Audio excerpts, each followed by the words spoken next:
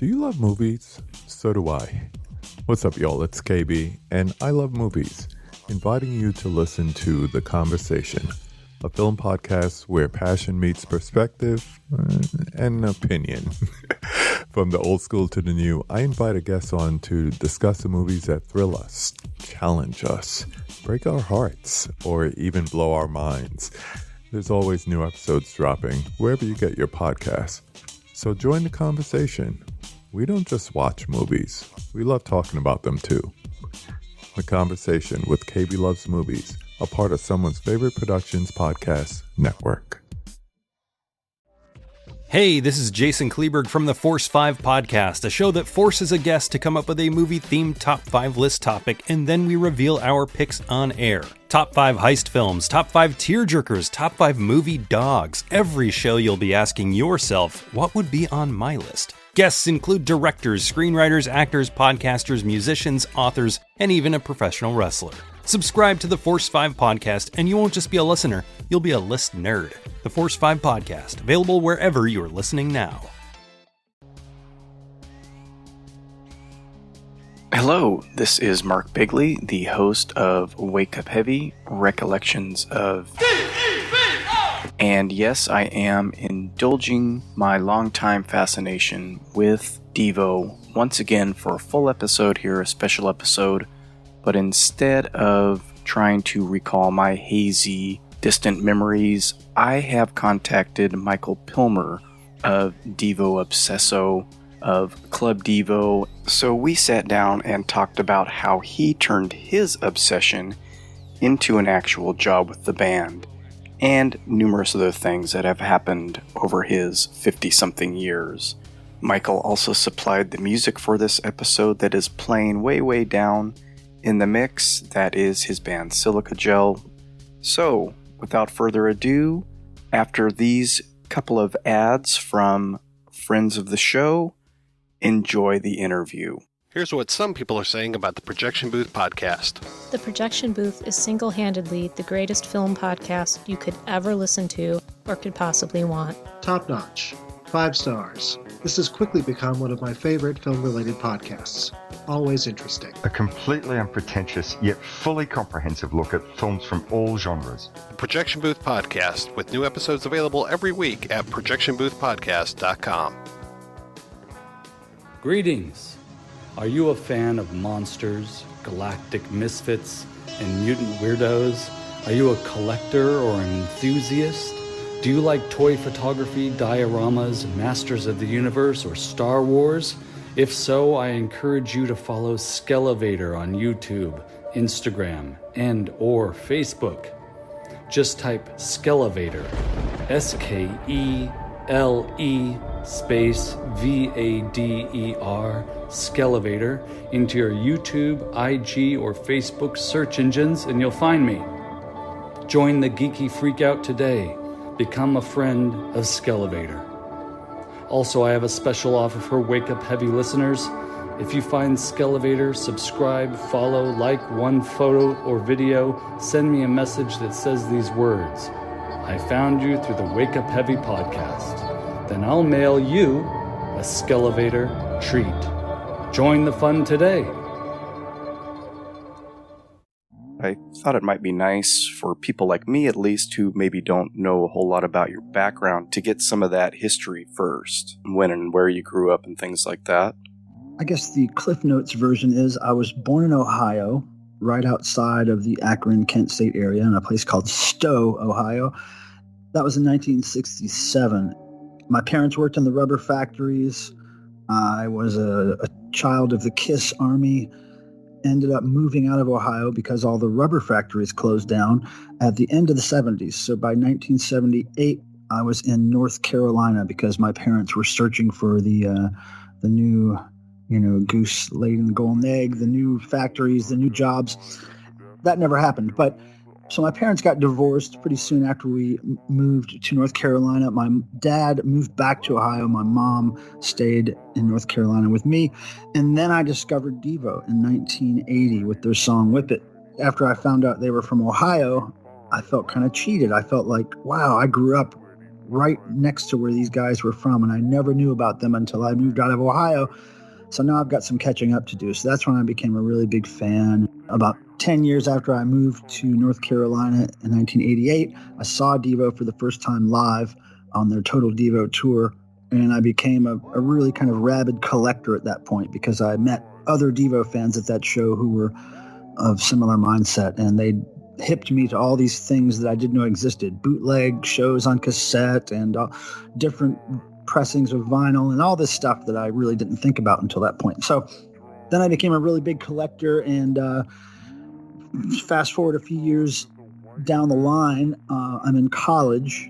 This is probably early 1990s. I'm guessing around 92, 93.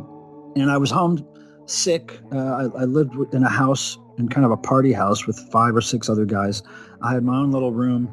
And I was kind of in this room for days with a flu or a cold or something, and I wasn't going to school, and I was completely bored one day. I was feeling a little better, but I was bored, so I started going through an old Ohio phone book that I had, just looking for old friends from Ohio, and wasn't having much luck. And as I was listening to a Devo record, I thought, well, I wonder if any of Devo still lives in Ohio. I'll just call information and see if I can find any Mother's Balls or Casalis. And after trying a few, I did find a Casali, a Robert Casali that I called. And I said, hello, I don't know if I have the right number. I'm looking for Bob Casali, who's in the band. And the guy said, oh, yeah, that's my son. He lives in Los Angeles. And I was like, oh, well, if you could pass on some information. He was like, oh, you just call him up. I'll give you his phone number. And I said, okay, well, I just wanted to send him a CD of a band that I'm in. And he said, oh, no, just call him. He'd be glad to hear from you. So I called. I spoke to his wife because Bob was out at the time, his wife, Lisa. And she was very kind to me and said, yes, this is Bob's house and I'm his wife. And so then we talked about music and how she met Devo. And we had this long conversation and we became friends.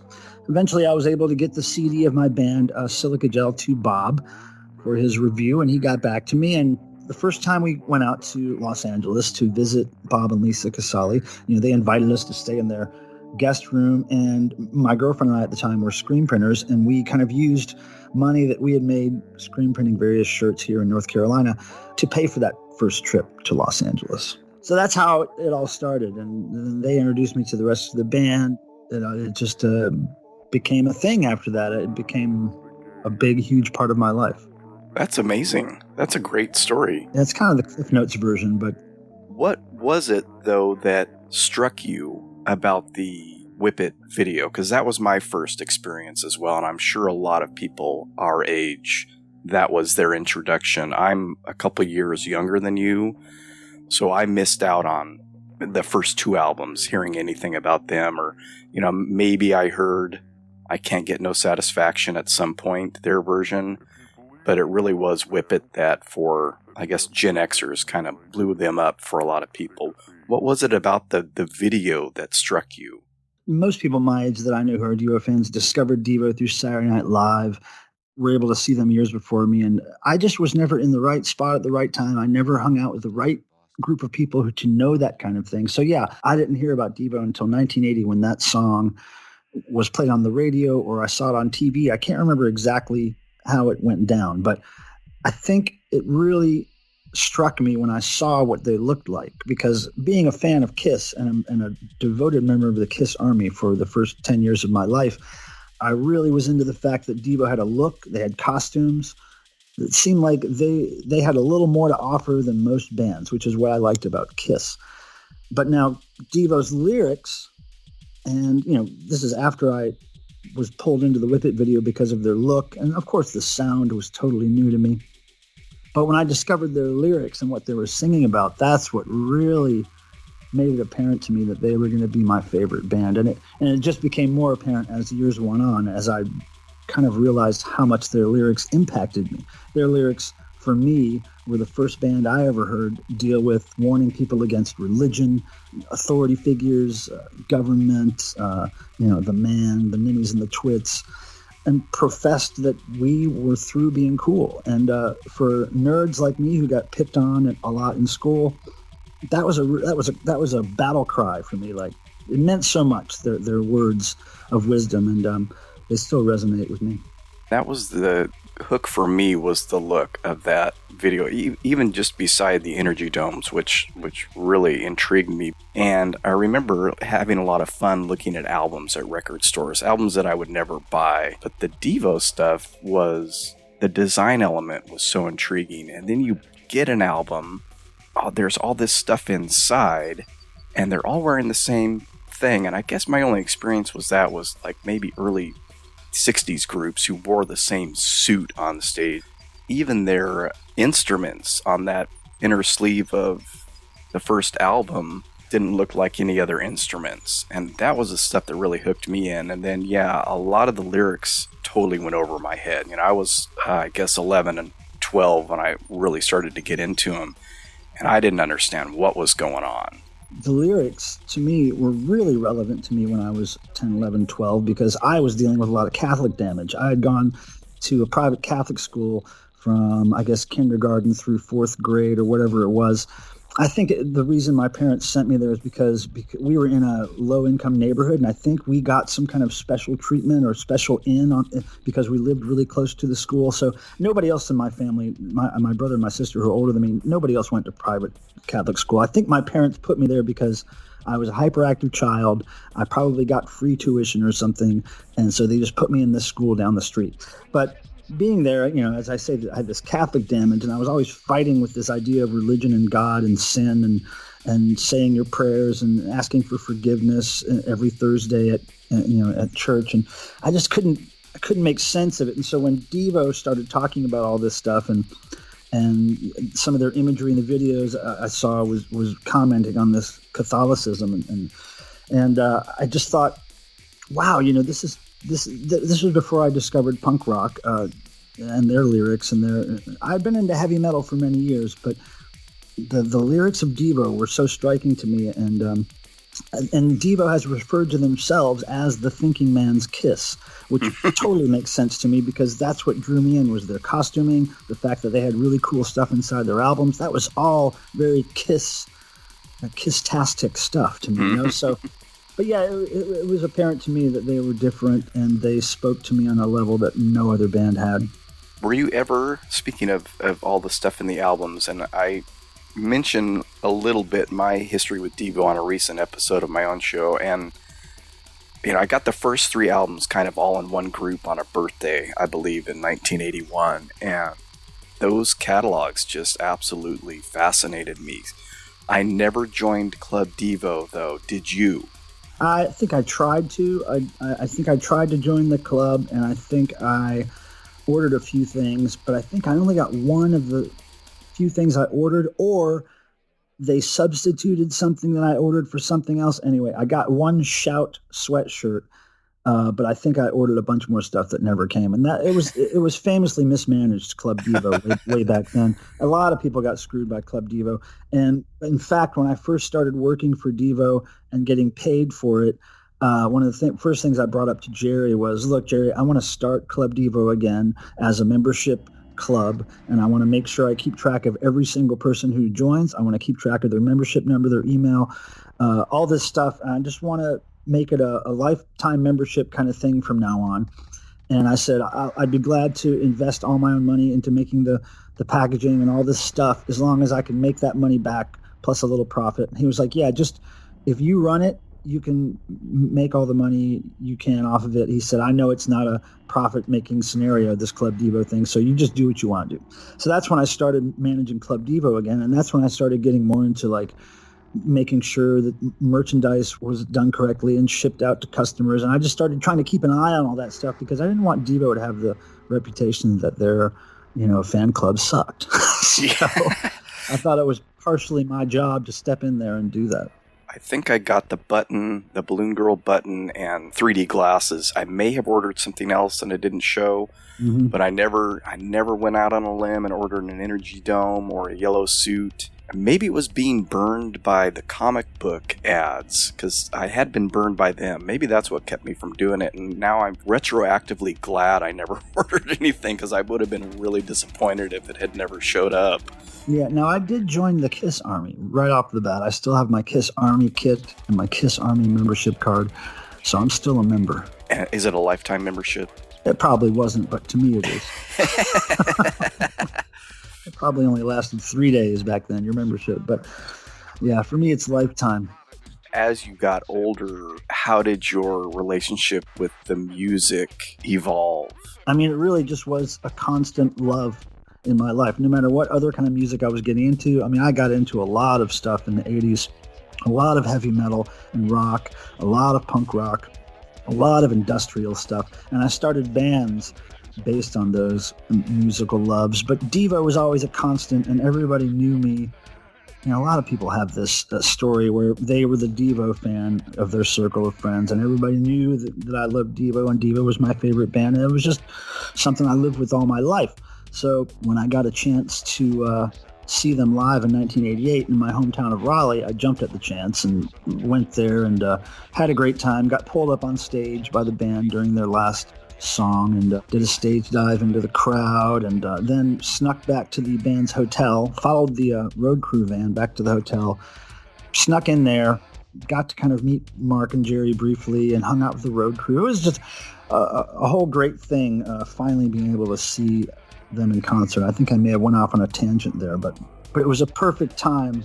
I was just getting out, just in college, living on my own and free from parents and stuff, and I was able to go to that show, and that really started everything as far as being a dedicated, real Devo collector and Uber fan, basically. You mentioned bootlegs and some other items. What were the kind of items that you searched for early on? Oh, everything. I mean, people were just at this show, people were talking to me as we were waiting in line or whatever we were doing. They were explaining that they had all these live Devo shows recorded on tape that were traded through Bootleg Underground, and I never knew that stuff existed really until then. So that's when I really got into swapping shows with people, and found out about test pressings and foreign pressings and all kinds of different things that I had to have. And of course, pinback buttons have always been a favorite of mine for all bands that I'm into. So I just started really, really getting into it. And before anybody had websites, I was trying to figure out how to share photos and imagery of these items I'd collected with other Devo fans online. There was an old thing called Alt Fan Devo, which was a news group where a lot of us connected. We'd try to trade with each other or send each other pictures of our cool collectibles. And the reason that I kind of got into designing websites at the beginning was because I wanted a site to show my Devo collectibles to other people. And that's when I came up with this name for myself. It was Devo Geek initially. And I called myself Devo Geek, and it was the Devo Geek site, and I had my collection. And then I thought, well, maybe I want to rebrand that a little bit. Devo Obsesso sounds pretty cool. I'll just go by the name Devo Obsesso. And so then I would get other people who knew how to do websites to build little websites for me, and I would send them content. And then eventually in 2002, I just learned how to do websites myself. And then by 2004, I was being paid to do Devo's website full time. It kind of grows, these things that become really huge parts of your life, and maybe even financially viable parts of your life, start out as just plain old passion and plain old love of a band and love of the music. And a lot of things you do because of that don't make sense at the time. Like, why am I collecting all this stuff? Why do I have 5 copies of the same album? Why do I care to know all this stuff about Devo? Well, at some point it became apparent to me why. I was doing that for many years, but you just have to follow those passions,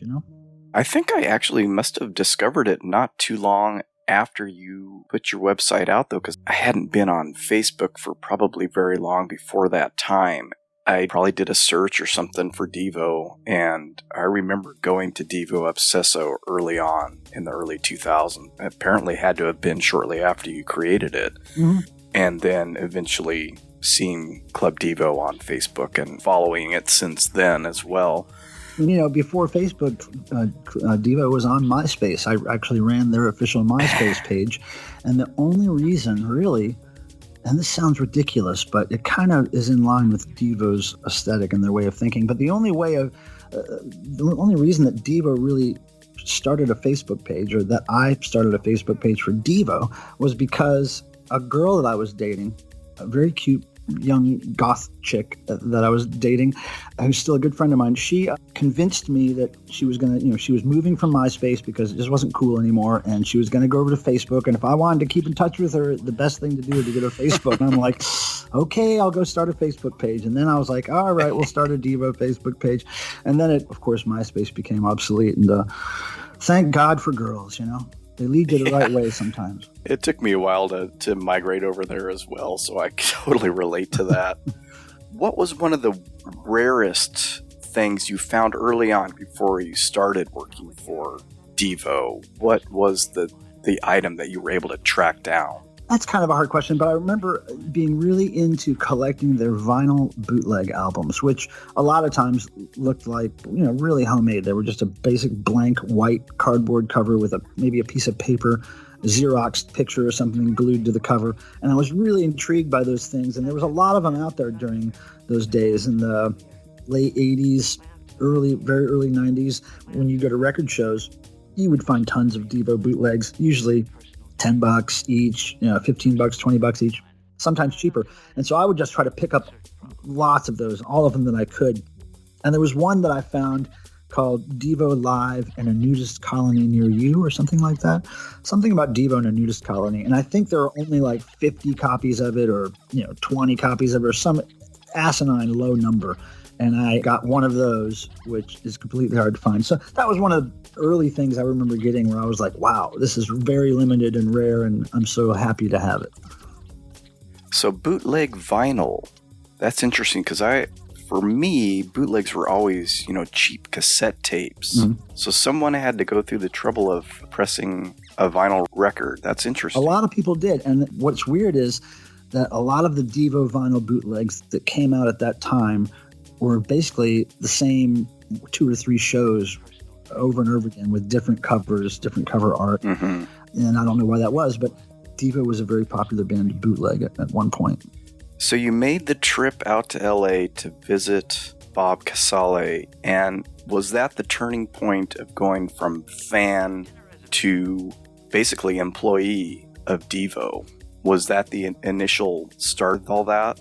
I mean, I guess in general, the phone call I made to yeah. was really the start. But at that point, I was still just a huge fan and a friend, and I wanted to help them. I had a real job. I was a marketing director for a software company back then. So I wasn't really looking for income. I just wanted to help them. So I would do a lot of stuff for them for free, a lot of design work for t-shirt art, and all the first website stuff I did for them was free. The first 2 or 3 years I worked with them on tour as their wardrobe or assistant or whatever was basically for free. It wasn't until 2002, 2004, somewhere around there where I actually started getting paid. So meeting the Casales was really important because they actually introduced me to Mark and Jerry, which gave me a huge foot in the door there. And it just happened to be that the day that I met Mark, I was with my then girlfriend Diana, and we were screen printers, as I mentioned. And he happened to be talking to somebody in his office about screen printing Mutato Musica shirts. And I remember them being in some heated discussion kind of about inks. And Mark was looking for really cool inks and different inks. And the screen printer there wasn't really being forthcoming with ideas. So after he left, we were like, hey, we're screen printers. We have some great ink. We have glittery ink. We have glow-in-the-dark stuff. We have all this cool stuff. And he was like, oh, really? Well, maybe you guys should print the shirts. So then he got us to print his shirts. And then we started printing Devo shirts for their Lollapalooza gigs, which happened around that time. So then, that's the first time I got paid by Devo. But all the stuff, all the money we made from printing those shirts, we put back into going back out to LA to visit those guys. So that was kind of providential that you were there at the time that they were speaking to another screen printer. So you're credited, at least on the Club Devo website, as Devo's assistant and archivist. And I was curious, you kind of hit on some of those duties, but what all does that entail? Those titles, assistant and archivist, I had to come up with something to call myself because I wasn't their manager. And so I just had to think of something to call myself. And archivist made sense because for me, the word archivist meant organized hoarder, right? It meant that you had a lot of stuff, and maybe that stuff was very focused on a specific thing, but it wasn't just boxes that you had to step over in your house and dig. Everything was very organized and accessible. So that to me was the difference between archivist and hoarder. And assistant was just that. I assist them in as many things as I can. I assist them, with their website. I assisted them with approving products and coming up with ideas and graphics. I assisted them, now moving down a few years with all their social media. I assist them on tour with their wardrobe, their stage props, their guest list, whatever the tour manager needs help with, I'm there to help with. I just like to help them in any way possible because I feel like they helped me a lot through life. Part of it's just me tithing to my gods, to the rock and roll gods. I like to do that with lots of bands that I feel changed my life. And there's a handful that I work with that I'm really happy to be working with, and I treat them the same way, in the same light as I treat Devo. It's like, I want to help these guys, and if I make money doing it, that's fine. But if I could do it for no money and still somehow make a living, that's great. I'll do it. I just want to help. As a longtime fan, what has the experience of touring with them been since, those Lollapalooza shows? Being, I'm assuming you're mainly backstage. What's that been like? Well, if you've ever seen me at a Devo show, and a lot of people know this, I'm like a hyperactive bunny rabbit. I'm everywhere. I'm in front of the stage. I'm over at the soundboard. I'm backstage. I'm outside with the fans in line. I'm everywhere. I'm in the seating. I'm up in the rafters.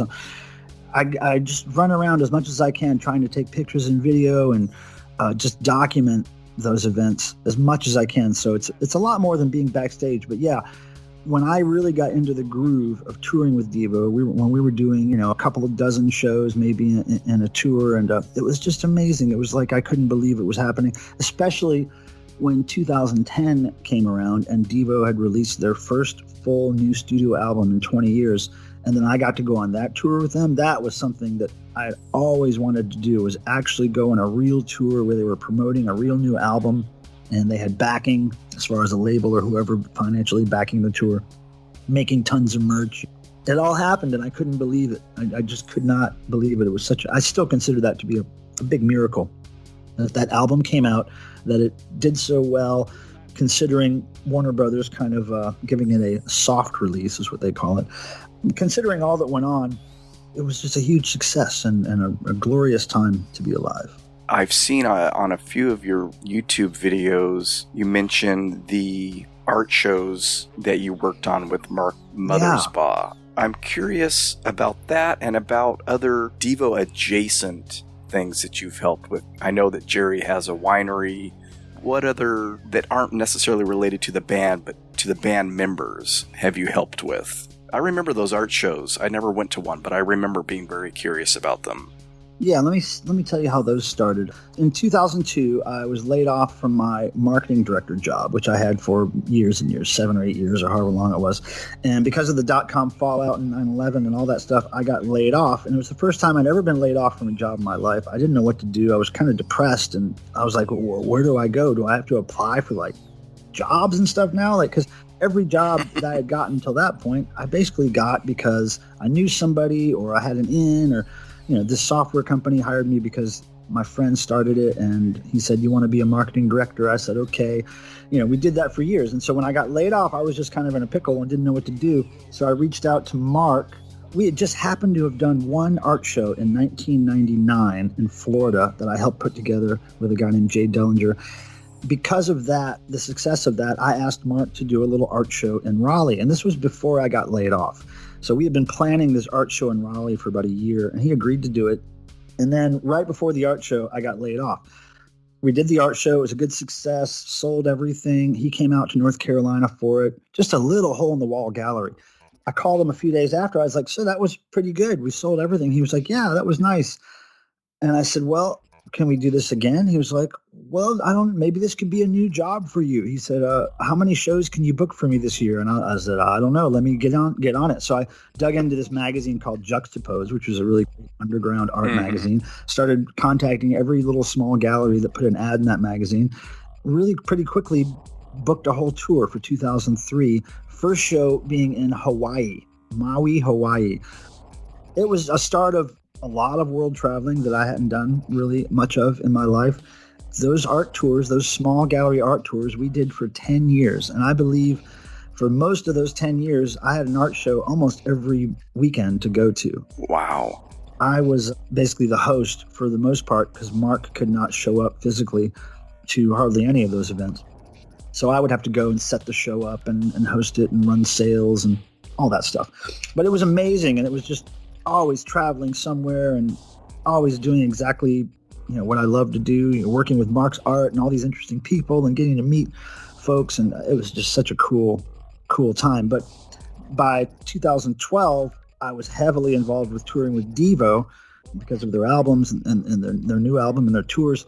So then Mark and I stopped doing the small shows. He started focusing on huge museum shows. And then I was able to focus more on Devo full time. So kind of worked out perfectly. I didn't realize that those had gone on for so long. Yeah. I remember one thing that popped into my view during that time were is it Beautiful Mutations? Beautiful Mutants. The intaglio prints. I was doing letterpress prints myself, and a lot of the artists that company, and I don't think they're around anymore, Pressure Printing, they were booking a lot of the artists that I was trying to get for my little much simpler prints. They only did 1 or 2 projects with us. They didn't do all of Mark's prints, but they did a couple of cool things. Seen the unboxing videos recently, kind of followed the trajectory of the Funko items that are coming out. Seeing you get some items from Funko, and then now we've got pop figures of Devo coming out. And I gotta say, when I got that email, the Club Devo email that had that, I thought, man, the timing is just really strange with this stuff for me, because I have been in my own little Devo obsession lately and tracking a couple things down, one of which you helped me with, which I'm forever grateful for. And then, that email pops up, and I was like, it's amazing to me how this stuff cycles and how my current interest is being fed by things like that. So what is it like now, instead of being the collector, although I know you still are one, being on the other end and creating the collectibles for other people? Well, it's something that I always wanted to do and I always dreamt of doing, especially for Devo. I remember a specific point in my life. It was 1982 or 3, I believe. I was sitting on a bench outside in North Carolina near my school, and it was on a day off, but it was on school grounds. I was on a bench with a friend of mine. I was holding a boom box that I had handcuffed to my wrist. I always had it handcuffed to my wrist. I was listening to Devo's "Oh No, It's a Devo" cassette, and we were talking, me and my friend, and I was like, I love Devo's look and their albums and everything and all the design, and I wish I could design stuff for them. I wish I could do shirts and album covers, and wouldn't that be great? Well, then I finally got to do that later in life. It's really fantastic to be able to work creatively with these people that I've respected their creativity for so many years, so many decades. And for me to get to put my 2 cents in and have them say, yeah, that's great, let's do it. It just means the world. And also, now that I'm older and have more responsibility in life and financial commitments, like mortgages and stuff, it's really great that I don't have to really buy a lot of Devo stuff anymore. I always get free copies of all these Devo products. So I get a couple for the archives. Anything that comes out, typically, I'll get a couple or a few of them for the archives. So I don't really have to buy Devo stuff anymore, which saves me a lot of money. Because there's a lot of stuff coming out, Oh, that's a great perk. I put a lot of work into making these things, the Funko Pops and all that, look really exactly like Devo would want them to look. The shape of the Energy Dome, the color of the yellow suit, all that has to be really dialed in and perfect for me to approve something. I just can't stand it when I see Devo. Back in the day when I would see Devo products get released and they weren't quite right, it was like, just drove me crazy. Like the very first action figures that Devo released from a company called, they did the one doll with 5 heads, and then they did the special 5 dolls. NECA? Yeah, NECA. And I was just so pissed about how a couple of the aspects of that package were just screwed up. Like the Energy Dome hats that came with them didn't actually fit on their heads. Mm-hmm. All of them had kind of new traditionalist pomp kind of haircuts, but they were wearing the yellow suits. And it was like, lots of stuff didn't make sense with those. They were almost perfect, but they could have been a lot more perfect. But one thing I did catch, and this I just remembered this, was when those figures were being approved, at the very tail end of that project was just when I first started working on kind of being the guy who approves all that stuff and quality control. So I realized that the Mark Mothersbaugh figure of that set, they originally had with black framed glasses, and it looked like Elvis Costello. So I said, look, one thing you have to do if you have time is change the glasses to silver or gray. Do not make them black. So that's one thing I was able to change on that set before they came out. And I think I also provided them with pictures of Josh Freese so they could get his face correct for that set. Yeah, I wish I could have made a lot more changes on that set. Your intuitions were correct, because I think those are the things that kept me from actually buying that. I remember seeing those. I'm a toy collector myself, and that was kind of a perfect mesh of toy and music interests for me. And I thought, why do they have pompadours? Mm-hmm. I still kind of regret it, because I'd like to have more stuff. I seem to miss the deadline on a lot of things of theirs. That's why I snatched up the Funko Pops immediately, although the numbers of those, I'm sure, are much larger than for NECA or other smaller companies like that. Yeah, who knows? I don't know the numbers on those action figures. But did you get the recent Devo Leisure Wear shirt? I've been so busy this weekend, and I couldn't remember the pre-order cutoff, and I think I missed it. Well, it's okay. We're ordering many more than just the pre-orders. Oh, okay. So eventually, they will be in stock again. I would recommend that as soon as they are in stock, you get one, because I don't know how soon they'd be made again. Yeah, there's a lot of stuff. I got to satisfy that childhood need for these things, and it's always at a time when money's a little tight, so I kind of have to pick and choose. I'd love a Boogie Boy mask, but $100 is sometimes hard to swing. Yeah, that's the thing with Devo products that a lot of people don't understand. A lot of people say $30 for a piece of plastic when they're talking about the Energy Dome.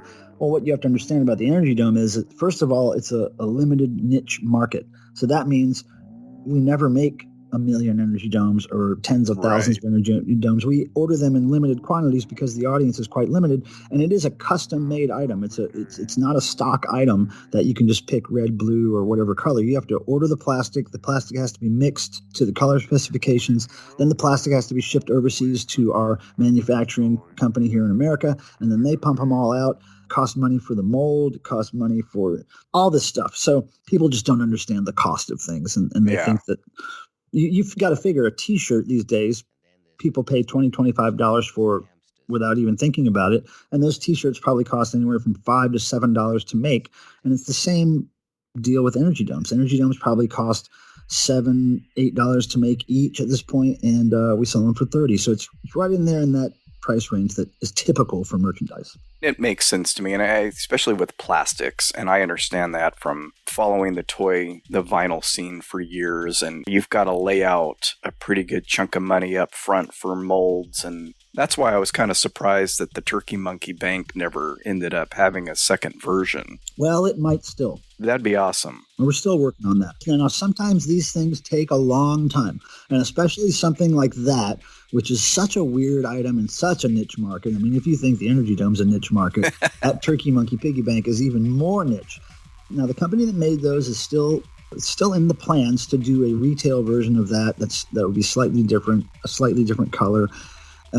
We have some plans for it, but that'd be awesome. It's just on the list, right? And so there are other things that take precedence before it. So one day. Again, viewing some unboxing videos, saw the Super 7 package you received. I've known about Super 7, I think, since they started. Have some of their very early figures, way before the reaction figures, when they were doing more of the Japanese vinyl. As you were opening that box, I thought, man, Devo would be the perfect item for reaction figures. Yeah. You've got costumes, you've got at least 5 or 6 different eras that have specific costumes. There you go. Yeah, there's a lot of potential. But with these things, here's how it typically works. I thought the Funko Devo thing should have happened years and years ago. I also think the same of Lego and Devo. I don't know why that hasn't happened. But it just takes sometimes I meet somebody that works at these companies, and I bring the idea up, and maybe we become friends, and they send me some free samples, but then nothing ever happens, and that happens all the time. But every now and then, somebody like Funko steps up, and they're immediately interested, and immediately they want to get started on it, which is great. Super 7, I would hope something happens with them, but I don't know yet. But like I said, I try to reach out to these people and connect with them and express Devo's interest in working up some ideas and some proposals. But at the end of the day, I have to wait until it's right for that company to reach back out to us and start that up again. I understand the appeal of Funkos, but I really like the idea of those little kind of Star Wars figures type. Yeah. Because that was my era when I was a kid. And for me, they look more realistic. You know, I'm not really into the big head comical looking thing. I really like the realism of those little Star Wars figure type things. Yeah, I'm really into that Super 7 stuff. And the stuff they sent me was all devil related, which was great. And I love them. I have them on display here in my house. And I really wish that I could open them and play with them, but I can't. Now, if I had 2 of them, I would open one and play with one. I really want to hold it, though. You got to double up. I really want to hold those things. I was so into those action figures when I was a kid that I have a big, big spot in my heart for them. So, yeah, I would love to see that Super 7 thing happen. We'll see. So how did the devotional come about? Oh, yeah. You know, that was one thing I was going to mention when you asked me about offshoot projects related to Devo that I was doing with them. And that's one, certainly. That started in the year 2000. And that came about because, like I said, me and some other hardcore fans were all conversing on this news group called Alt Fan Devo many years ago.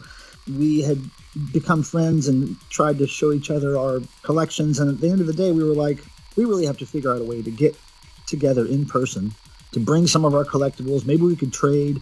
Maybe we could just all sit in a room, have some drinks, and talk about Devo like we're not able to talk about Devo with other friends of ours. Like, we need to get in a room with a bunch of sick Devo geeks and see what happens. So that's when we were like, well, if we were going to do that, where do we do it? Because all the people that we know from Alt Fan Devo are from all over the place. Well, it only made sense to do it in Ohio, where Devo is from, so that maybe we could see some landmarks. Maybe we could have people that live in Ohio that were related to the band in some way come as special guests, namely General Boy or people that still lived in Ohio. And for me, it worked out perfectly because my family was in Ohio, so I had an excuse to go see them every year. So we just started putting this little ragtag thing together, and over the years, it just continues to grow. Yeah, we've done almost every year since 2000, we have had a devotional event. And who are some of the guests that have appeared? I watched the live stream of last year's and saw Fred Armisen and, of course, Mark and Jerry. And so that was great. And I thought, boy, that's really awesome if they get to do that in person. Well, the very first special guest we had, first devotional was maybe 20 or 30 weirdos in a trashy little room that we rented. It was really low budget and cute. And General Boy, Robert Mothersbaugh Sr., he agreed to come as our special guest. We had really nothing to offer him. We may have given him some cash, $100 or something. I don't even remember that. I just remember that we said, could you please come and be our special guest for this little Devo fan thing? And he drove from Akron to Cleveland. He drove there in his suit and walked in the door all alone. And everybody just basically dropped to their knees and just started worshiping him and getting pictures with him. And he loved it. He just soaked it up. And he was, I think the first 2 or 3 years he came as our special guest. It really gave value to that. It made it a real event.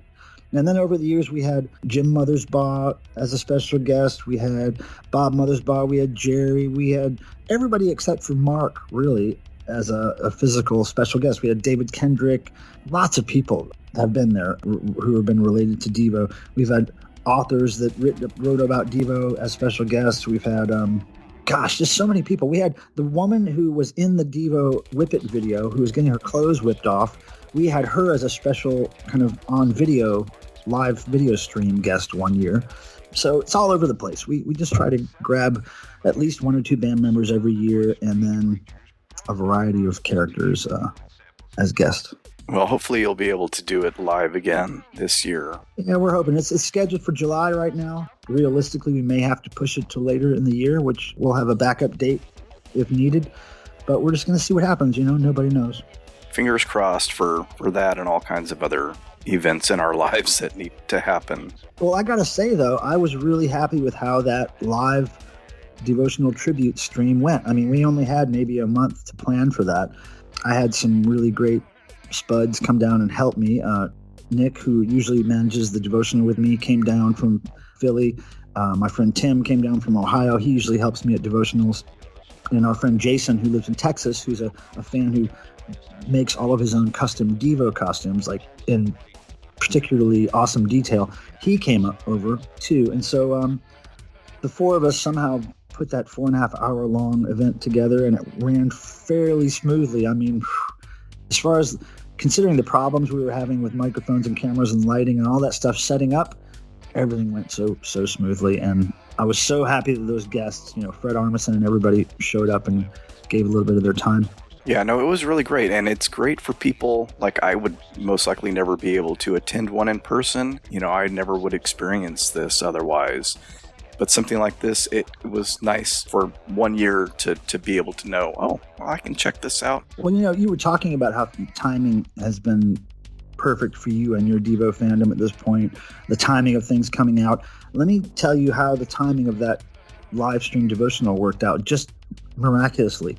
I had never really streamed on YouTube until just a little over a year ago, when my channel that I had for many, many years that I basically didn't pay attention to, I just used it as a place to store mostly Devo footage, other concerts that I've shot. I just used it as a place to store it. I never really promoted my channel. But then when YouTube said that I could get monetized, I was like, oh, really? Let me look into this. So I looked into it and I figured out you could live stream, and I started watching other people's live streams to get an idea of how to do it. And it just so happened that I was about a year into live streaming when we figured out we would have to do this devotional thing as a virtual event.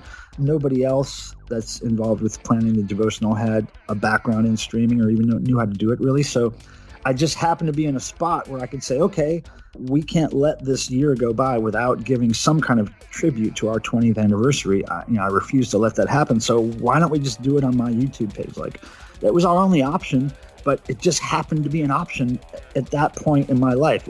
If it happened a year earlier, it wouldn't have been an option. It went, from what I could tell, very smoothly. And I've gone back and, looked at some of the other live streams that are on there and gotten nice little nuggets of information out of each of them. So it's been a lot of fun. I appreciate you watching.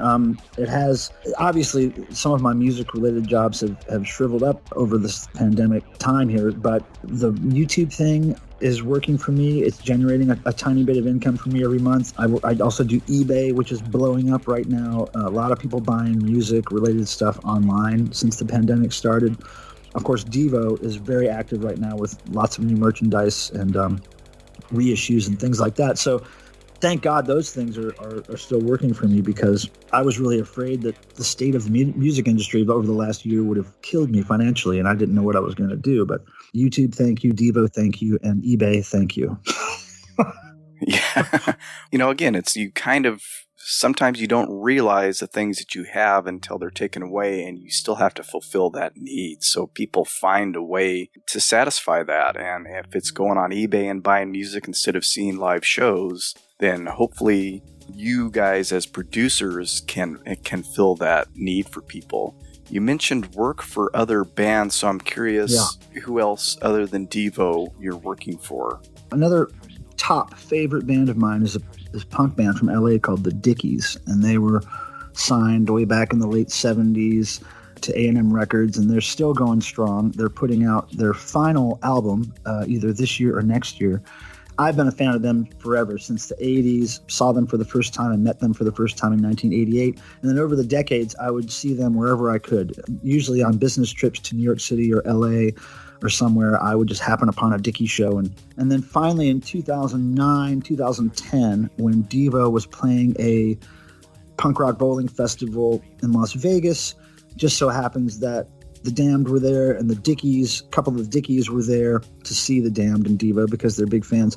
And my friend Ed, who works on the Devo crew, Ed and I are the longest surviving members of the Devo crew at this point. He just happened to be friends with Stan Lee of the Dickies. They grew up together. They went to high school together or something. So I went over to Ed and I was like, Ed, I'm a huge fan of your friend Stan and his band, the Dickies, as you know, and I've never been introduced, although I've met him over the years at shows. Could you please do that for me? So he introduced me, and then Stan and I became friends. Years on down the line, Leonard, the singer, and I became friends, and that was only maybe 3 years ago. And I convinced them that I was the guy to help them with their websites and their merchandise. It was because I showed up at a show in New York City. They often do these shows in New York City every year where it's 3 shows right around the time of Halloween, 3 nights in a row, boom, boom, boom. For the last few years, I've been driving up to see that. And this year I drove up with a friend of mine, and the Dickies had no merchandise. They had no shirts, no nothing. And I was so pissed at them. I was like, why don't you guys have merchandise? And they were basically like, oh, I thought he was going to order them, or I thought he was going to order it. And I was like, this is bullshit. Like, you guys are playing 3 nights in New York City. All the shows are sold out, and you don't have anything to sell. That's crap. You can't let that happen again. So then at that point, I started working for them, and I did their website, built them an official online store. Don't get paid a whole lot for any of that, but I just feel the need to do it. It's like, it's important to me to help these bands that have given me so much joy over the years. I've got a question for you. Have you ever seen the George Burns film 18 Again? I've probably seen 5 movies in my life. Okay. I'm not really into movies or TV or video games or any of that stuff. You know, if I'm looking at a screen, I'm typically working. If I'm not working, I'm typically not looking at a screen. Yeah, it's just not my thing, movies. Oh, I bring it up because the Dickies make an appearance. Oh, yeah. Well, that would mean I would have to see that part of the movie. Yeah. It's a very small part, but I'm the opposite of you. I watch gazillions of movies, and I have been guesting on a different podcast, and he was doing a series on body swap movies. And this is kind of a body swap movie with George Burns and this young kid. At one point, the kid and his sort of girlfriend go to a show. And I was like, I know this band. This isn't just some fake movie band. And so I looked it up on IMDb, and I was like, it's the Dickies. The Dickies were a part of a few things like that. There was a few sitcoms in the 70s, 80s that they were on, and movies. But speaking of bands that I work for and movies, there's another band I work for. His name is Thor the Rock Warrior from Canada. And he's been doing various styles of hard rock, heavy metal music since the late 70s, mid-70s. He's still active. I've known him for over 20 years. He's a very good friend of mine, and I've helped him throughout his career on just whatever, the same thing I do for Devo, social networking, website, merchandise, helping him on tour, all that stuff. Back in 2016, a movie was released called I Am Thor, which is a documentary about my friend Thor. And I remember back in 2005, 2004, something like that, this film crew was following us around for a while, and they said they were going to do a documentary. I provided a lot of vintage footage to them, a lot of information, and then they just disappeared. And we thought, well, that will never happen. I guess those guys were well-intentioned, but maybe that movie won't happen. And then all of a sudden, 2016, boom, pops up. Boom, it's on Netflix. And then we get this resurgence of people discovering Thor, and I'm in the movie a whole lot. If you want to go see it, it's probably still on Netflix. It's called I Am Thor. It's just fantastic to be a part of that. I mean, like, I'm not a movie guy, but now I have an IMDb or whatever you call it page because I'm in that movie, and I think I'm in one other movie, or Devo's Hardcore Tour movie. I'm credited as being in that. So I'm in a couple of movies, but I can't stand movies. If I'm not mistaken, he was in a couple of horror movies. Oh, yeah. Back in the, and I can't remember the name. Rock and Roll Nightmare was one of them. Zombie Nightmare was another one. Recruits was a police academy styled comedy film. I'm sure there were a couple more that I can't remember right now, but those were the big 3 that I remember. Where can people find your YouTube channel and Devo and the Dickies and any other things that you're working on? What are the websites for those? Well, let me see if I can remember all of them. YouTube, my username there is Michael Pilmer, first and last name. If you wanted to go to the direct URL address, it's youtube.com/M Pilmer, my first initial last name, Pilmer. Instagram, Michael Pilmer. Facebook, Michael Pilmer. Very predictable. There's a devo-obsesso.com website that I've had since 2002 that we discussed. The official Thor site that I've been running for years is thorcentral.net. The Dickies website that I run is thedickies.com. And I have a weird art site, a weird art project I've been doing since the mid-90s, and it's called ithrewup.com. And it's a whole project based on these little I threw up speech bubble stickers that are kind of like a parasitic graffiti sticker. They need a host to live off of. And so I've done those I threw up stickers for many years. So that's in a nutshell. On Twitter is Michael Pilmer. All my social media is basically just my name. And then from there, you will find links to all these other places, I'm sure. And I really appreciate anybody going to the YouTube page and subscribing and liking the videos and leaving comments and all that stuff. Makes the YouTube algorithms very happy, and it helps me out. So I appreciate that. Thank you so much, Michael, for taking the time to talk with me. This was an absolute pleasure for me. Right on. I appreciate it, man. I appreciate your interest and helping me get the word out about, living the rock and roll dream. It's possible. You just have to really put your heart and soul into your passions, and maybe not even so much as heart and soul, but your time and energy. For instance, if you have a day job that you go to, just make sure that when you get home and you're not at that day job, that you start working on the job that you would want to have. Like for me, every time I got home from work, I would be working on Devo stuff or, making t-shirts for whoever or making flyers for whatever band. It was always a job that I had to go home to when I left my job that I didn't really want. And all those jobs that I came home to, my hobbies became my job eventually. Words of wisdom. Or something. But yeah, thank you, man. Supernatural actions. Thank you once again to Michael Pilmer for coming on to the show, telling his Devo story and other related music tales. And you can find all of those links that he mentioned on wakeupheavy.com on the show notes for this episode. I forgot to bring up the recent nomination of Devo in the Rock and Roll Hall of Fame. That link where fans can vote is also in the show notes. So hit that up. You can do it once a day and sign in through Facebook or Amazon or some other social media account that you already have. And let's get them in. It's kind of ironically cool for that to even be a thing. All right. Thank you so much for listening. Have a great day. And don't forget, Anything can happen when you wake up heavy. Ho, ho, ho, ho, ho, ho, ho.